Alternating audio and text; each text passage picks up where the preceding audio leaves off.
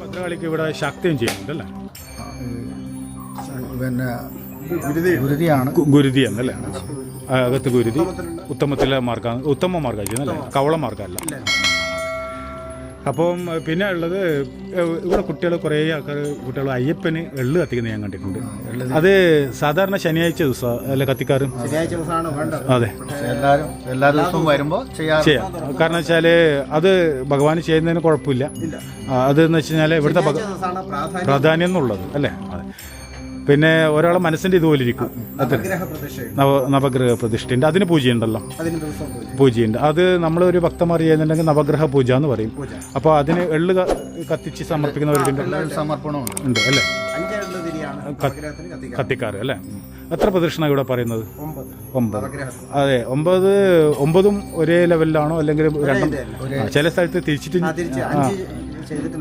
4 ഇങ്ങോട്ട് വരുന്നത് ആൾക്കാരുണ്ട്. അതുകൊണ്ടാണ് ചോദിച്ചത്. ഒരേ ഇതിൽ തന്നെ അല്ലേ?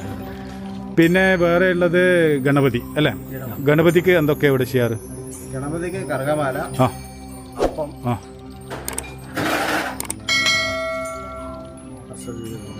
അഷ്ടദ്രവ്യം. ഞാൻ പറയുന്നത് വെച്ച് കഴിഞ്ഞാൽ ഈ വിദേശ രാജ്യത്തു നിന്നല്ല അങ്ങനെയുള്ള ആരെങ്കിലും സഹായങ്ങൾ ചെയ്യാൻ ആഗ്രഹിക്കുന്നുണ്ടെങ്കിൽ തന്നെ അല്ല പൂജാ വഴിപാടുകൾ ചെയ്യാൻ ആഗ്രഹിക്കുന്നത് എങ്ങനെയാണ് നമ്മൾ ഇതുമായിട്ട് ബന്ധപ്പെടുക? നിങ്ങളുടെ ക്ഷേത്രമായിട്ട് ഈ ക്ഷേത്രത്തിൻ്റെ നമ്പർ ഉണ്ടാവില്ലേ?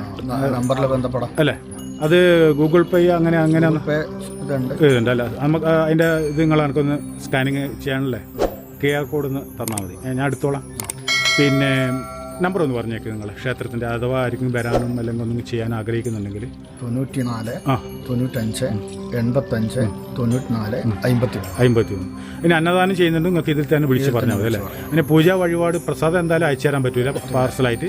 നിങ്ങളതിന് ഫാമിലി ആരെങ്കിലും ഇതിൻ്റെ അടുത്തുണ്ടെങ്കിൽ അവർക്ക് കൊടുത്തേക്കാം, നമുക്ക് സാധിക്കും അല്ലേ? ഇനി നിങ്ങളുടെ പേരിൽ ഇവിടെ വഴിപാട് ചെയ്തിട്ട് നമ്മൾ അത് നിങ്ങളെ അറിയിക്കുന്നതായിരിക്കും അല്ലേ? അത്രയല്ലേ പറയാൻ പറ്റും? പിന്നെ വേറെന്താ ഇവിടുത്തെ പ്രാധാന്യപ്പെട്ട എന്താ ഉള്ളത് ഇവിടെ?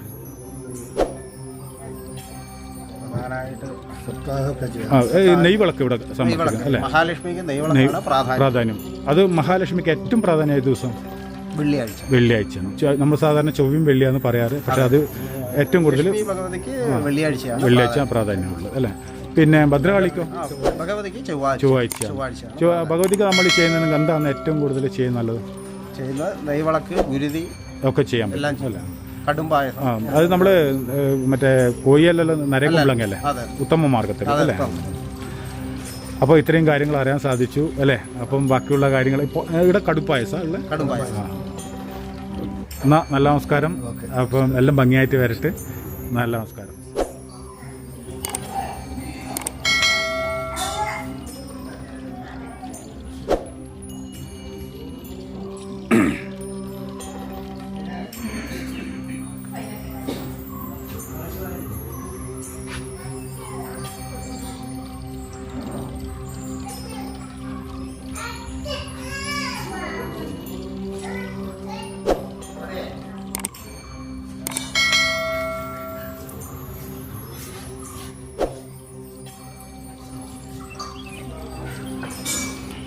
ഇത് ഗണപതി സങ്കല്പമാണ് ഇവിടെ ഉള്ളത്.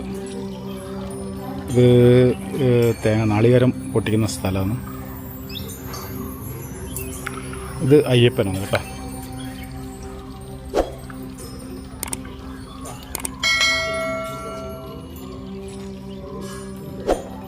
ഇവിടെ എള്ളുതിരിയാണ് പ്രധാനമായിട്ട് കത്തിക്കുന്നത്. ഇത് ഒരു വെള്ള തുണിയിലും ഇത്തിരി എള്ള് എടുത്തിട്ട് എള്ളെണ്ണയിൽ മുക്കിയിട്ട് തല ഒഴിഞ്ഞിട്ട് ശനിയാഴ്ച ദിവസമാണ് സാറിന് കത്തിക്കാറ്. പക്ഷെ ഇവിടെ എപ്പോഴും കത്തിക്കുന്ന കാണാറുണ്ട് കേട്ടോ.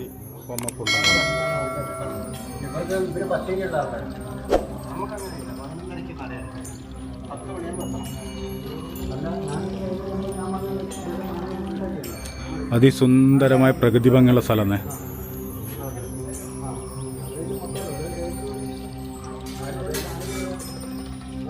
ഈ കോടമഞ്ഞുള്ളതുകൊണ്ട് നമുക്ക് ചുറ്റുവട്ടത്തിലെ മലകളൊന്നും നമുക്ക് കാണാൻ സാധിക്കും. ധാരാളം ജനങ്ങൾ രാവിലെ വന്നു പോകുന്നുണ്ട്. ഇത് എവിടെയാണ് എന്താണെന്ന് ഞാൻ വിശേഷമായിട്ട് ഞാൻ കുറച്ച് കഴിഞ്ഞിട്ട് പറഞ്ഞുതരാം. തുലാഭാരം തൂക്കാറുണ്ട്. ചെറിയൊരു കുഞ്ഞ് സ്റ്റേജ് ഇവിടെ കാണാം.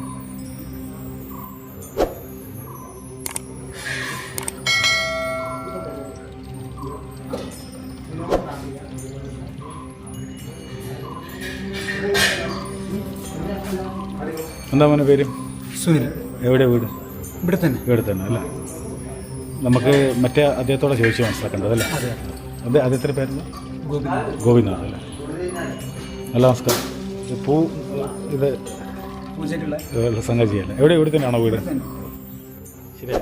നമസ്തേ. എന്താ പേര്? കൃഷ്ണൻ നമ്പൂതിരി അല്ലേ? ആ, എവിടെയാ അത് വരിക? പയ്യന്നൂരാണ്. കൈതപ്പുറം അല്ലേ? നമ്മളെ കേരളത്തിലെ ഒട്ടുമുക്ക പ്രത്യേകിച്ച് വയനാട് ആ ഭാഗത്തുള്ള ആൾക്കാരാണ് അതെ എല്ലാം ചെയ്യുന്നത്. അതെ, ഞാൻ കണ്ടിട്ടുണ്ട്. എല്ലാ ഭാഗത്തും. അതെ ഉണ്ട്. പക്ഷെ എന്ന് വെച്ച് കഴിഞ്ഞാൽ ഇപ്പൊ കഴിഞ്ഞ കൊല്ലം അവിടെ സോമയാഗം കഴിഞ്ഞത്. അതെ ഞാൻ എനിക്കറിയാം. അതെ അവിടെ ഈ യാഗശാല കത്തിച്ച കൈതപ്പുറം അതെ ഗ്രാമത്തിലാണ്. അതെ അതെ അതിനടുത്ത് തന്നെ നമ്മുടെ കൈതപ്പുറം ദാമോദരൻ അതെ അദ്ദേഹത്തിന് കല്ലമ്പള്ളി അവരായിരുന്നു ഇതിന്റെ സോമയാഗത്തിന്റെ കാര്യമായിട്ടാണ്. അതെ അതിന്റെ കാർമ്മികത്തിലെ പിതാവ് എന്ന് പറയും അല്ലേ? യാഗ പിതാവ് എന്ന് വെച്ചാൽ നമ്മള് യാഗ ആചാര്യൻ എന്നും പറയും. ഒരുപാട് നാമങ്ങൾ പറയുന്നുണ്ടല്ലോ അല്ലേ? യജ്ഞത്തിന്റെ കർത്താവ് എന്നും പറയും. അതെ. അപ്പം ഞാൻ ഇപ്പം കുറച്ച് കാര്യങ്ങൾ ഇപ്പം ഈ ക്ഷേത്രത്തിൽ വന്നപ്പോൾ നമ്മൾ കേട്ടു ഒരു 9 ക്ഷേത്രങ്ങളെ പറ്റിയിട്ടുള്ള ഒരു സംഭവം. അതെന്താ സംഭവം? 9 ക്ഷേത്രത്തിൽ നമ്മളിപ്പോൾ താന്ത്രിക കർമ്മങ്ങൾ ചെയ്യുന്നുണ്ട്. അതെ. പൂജാതി കർമ്മങ്ങൾ ചെയ്യുന്നുണ്ട്. അതെ. അതിപ്പോൾ ഇവിടെ ദേവീ ക്ഷേത്രങ്ങളുണ്ട്. കൂടുതലും ദേവീ ക്ഷേത്രങ്ങളാണ്. അതെ.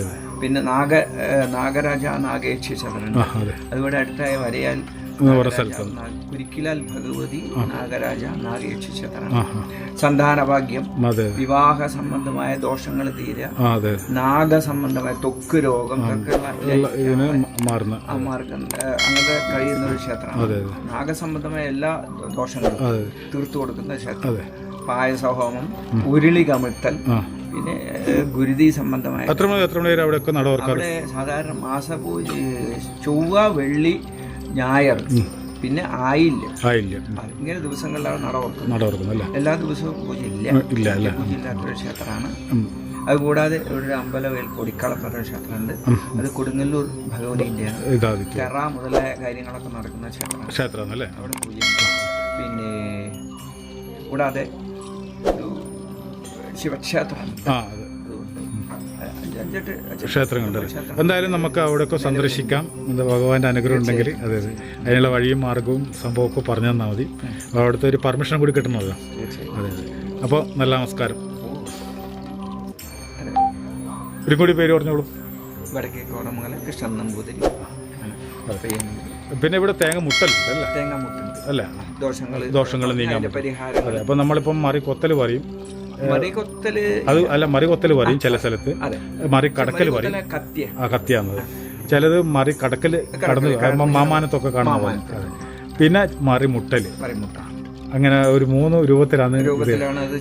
അതെ. പിന്നെ വയനാട്ടിൽ തന്നെ നമ്മളെ ഇവിടെ നമ്മളെ അല്ലല്ല നമ്മളെ ഇവിടെ മാമാനം കുന്നിലെ ഒരു മഹാവിഷ്ണു ക്ഷേത്രമുണ്ട് കാട്ടിൻ്റെ ഉള്ളിൽ. അവിടെ എത്രയോ തരം മുട്ടുകൾ പറയുന്നുണ്ട്. 45 തരം മുട്ടുകൾ പറയുന്നു. വാഹനമുട്ട്, വിവാഹമുട്ട്, മുട്ടാന്നല്ലേ? അതെ. ശത്രുമുട്ട്, ദൃഷ്ടിമുട്ട്, ബാധാമുട്ട്, ബന്ധനമുട്ട്, മംഗല്യമുട്ട്, പിന്നെ എന്താണ് മറിമുട്ട്, മുടിമുട്ട്, ഒത്തിരി മുട്ടുകളുണ്ടല്ലേ? വിവിധ ഇത് ഓരോ മന്ത്രങ്ങൾ ഉപയോഗിച്ച് ചെയ്യുന്നത്. എന്തായാലും നിങ്ങൾ സന്താനമുട്ട് അല്ലേ? എന്തായാലും നിങ്ങളുടെ അടുത്ത് നിന്നും നിങ്ങളെപ്പോലുള്ള നല്ല മനുഷ്യരും നമുക്ക് ഇത്രയും കാര്യങ്ങൾ അറിയാൻ സാധിച്ചതിന് സന്തോഷം. ശിവോഹം ഇത് നിങ്ങൾക്ക് ക്ഷേത്രത്തിലെ വഴിപാടും കാര്യങ്ങളൊക്കെ ചെയ്യുന്നുണ്ടെങ്കിൽ ഈ QR കോഡിൽ നിങ്ങൾ ചെയ്താൽ മതി കേട്ടോ. വഴിപാട് അല്ലെങ്കിൽ ഇവിടെ അന്നദാനം കൊടുക്കുന്നുണ്ടെങ്കിൽ അപ്പോൾ അതിനൊക്കെ ഇനിയിപ്പോൾ ക്ഷേത്ര കമ്മിറ്റിയായിട്ട് ഒന്ന് ബന്ധപ്പെടണേ. അവരെ വിളിച്ച് ചോദിച്ചിട്ട് വേണം. ഞാൻ ഇപ്പോൾ അദ്ദേഹത്തിൻ്റെ നമ്പർ ഒരിക്കും കൂടി പറയാം. ഇതാകുമ്പോൾ നിങ്ങൾക്ക് സുഖമാണ്. അപ്പം നിങ്ങൾക്ക് കിട്ടിക്കാണുമെന്ന് വിചാരിക്കുന്നു. നിങ്ങൾ ആ നമ്പറും കൂടി ഒന്ന് പറഞ്ഞു. 94 95 85 94 53. നിങ്ങൾക്ക് എന്ത് സംശയം ഉണ്ടെങ്കിൽ ഇതിൽ വിളിച്ച് ചോദിച്ചാൽ മതി അല്ലേ? അതുപോലെ തന്നെ ഇത് ചെയ്യുമ്പോൾ ഒന്ന് വിളിച്ച് പറയാം അല്ലേ? എന്നാൽ ശരി. കാരണം വെച്ചാൽ പല ആളും നിങ്ങളെ ഇതായി അയക്കുന്നതല്ലേ. അപ്പം ക്ഷേത്രത്തിന് അതുപോലെ പണിയും കാര്യങ്ങളും നടക്കുവാണ്. അപ്പം അതിനെന്തെങ്കിലും സഹായങ്ങൾ നിങ്ങൾക്ക് ചെയ്യാൻ പറ്റുമെങ്കിൽ അങ്ങനെയും ചെയ്യാം അല്ലേ? അത് ഇതിൽ തന്നെ ചെയ്താൽ മതിയല്ലോ അല്ലേ? നല്ല നമസ്കാരം. നമ്മൾ താൽക്കാലികമായിട്ട് ഇവിടെ നിന്ന് വിട പറയുകയാണ്.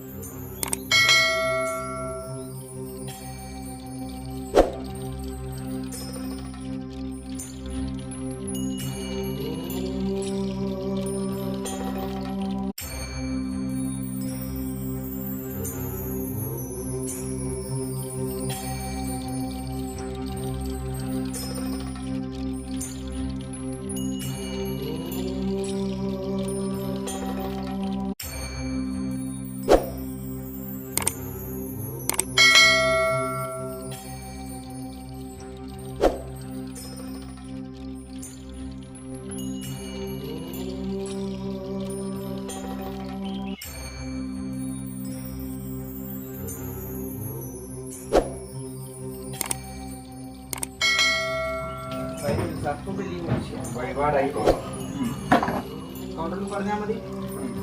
അതും കൂടെ അതാണ് വേണ്ടത്.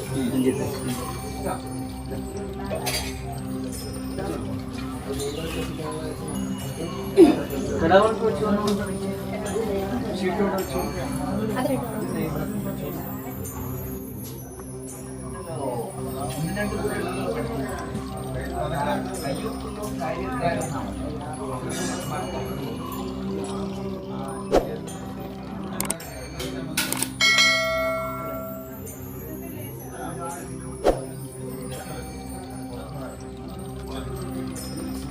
ഇത് ഭദ്രകാളി ക്ഷേത്രമാണ്. തൊട്ടിപ്പുറമുള്ളത് മഹാലക്ഷ്മി ക്ഷേത്രം കേട്ടോ.